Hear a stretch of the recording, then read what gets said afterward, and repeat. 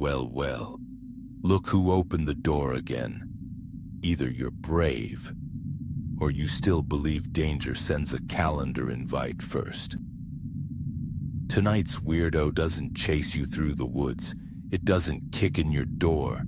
It doesn't scream like it's trying to win an Oscar. No, it just stands there and waits for you to be polite. You call them the black-eyed children. I call them the sleep-deprived extras from a horror movie. Before we begin, let me ask you something simple. If a child knocked on your door at 2 in the morning asking for help, would you open it? Be honest. I already know half of you are thinking, well, I'd at least crack the door. Fantastic, you'd be dead first. Let's talk about why. For over 30 years now, reports have been coming in from all over the world. Different countries, different cultures, same mistake. A child appears, usually late at night. Usually when you're tired, distracted, or feeling like a decent human being. Sometimes at your door, sometimes at your car window, sometimes in places you swear were safe 5 minutes ago. They never ask for much. A phone call, a ride, to come inside just for a moment. Nothing dramatic, nothing threatening, which is exactly why people mess this up. Because fear doesn't hit first. Politeness does. People describe the same feeling every single time. Pressure behind the eyes, chest tightening. Thoughts slowing down, you know something's wrong, but your hand still reaches for the lock, and only at the very last second.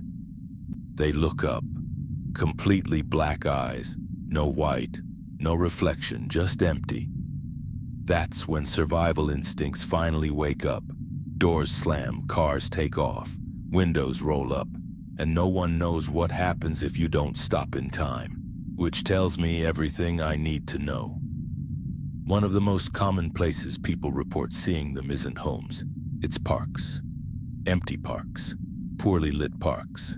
The kind where your brain is already whispering, yeah, this was a bad idea. One man was walking his dog late at night. Big dog, friendly, the type that thinks burglars are just surprise guests. Until that night. The dog froze near the tree line, didn't bark, didn't growl, just stared. And right there the story should have ended. Because when your dog says no, the correct human response is listen. But the man didn't. He wanted to know where his dog was staring at. Then a girl stepped out of the darkness, pale skin, head looking at the ground, like gravity wasn't fully cooperating. She didn't acknowledge the man at all. Her attention stayed on the dog. Then she spoke. You live nearby? Not a question, a statement. And that's when the man felt it. His chest tightening, pressure behind his eyes.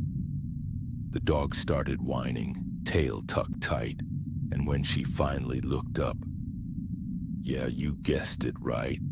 Completely black eyes, no reflection, just emptiness. That's when the man snapped out of it and started running. The first time I noticed them, I wasn't hunting anything. I was on my couch, watching my favorite car show with a pizza and a beer.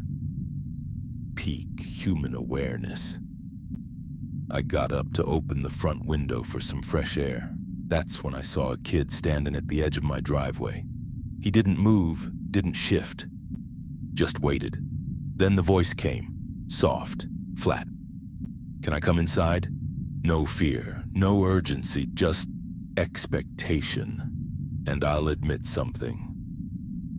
For half a second, my hand moved toward the front door.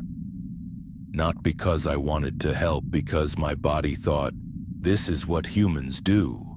You guys are starting to influence me. Then my brain finally snapped back into Skelly mode. So I said no. The kid didn't get angry, didn't argue, didn't beg. It just stood there a few seconds longer, then turned around and walked away. That's when I realized something important. They don't force you. They check you. And some people don't realize what they almost failed until much later. Here's the part people really don't like hearing. It doesn't matter where you are, home, or somewhere you think is safe. Public places don't help nearly as much as humans like to believe. One woman noticed two kids ringing doorbells late at night asking to use phones. They rang once, then stood completely still. No pacing, no talking, just staring at the door. That didn't scare her. What did was the moment they noticed her watching. They turned toward her at the exact same time. Under the streetlight, she saw their eyes completely black. The panic hit instantly. She walked faster, so did they. Not running, not chasing, just keeping pace. She ducked into a small store and told the cashier. Before she could finish explaining, the kids were already outside, standing at the door, waiting. The taller one knocked once. "Can we come in?" She doesn't remember deciding to move, only her body turning toward the door. The cashier slammed the lock shut.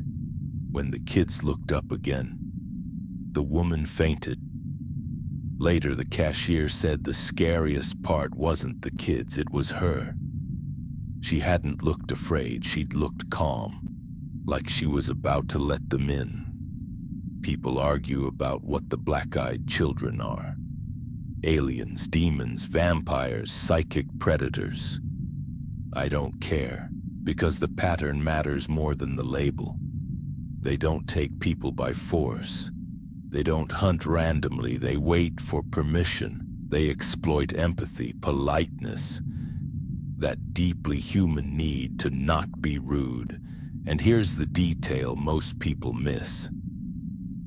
There are no confirmed stories of someone surviving after letting them in, only stories of people stopping just in time.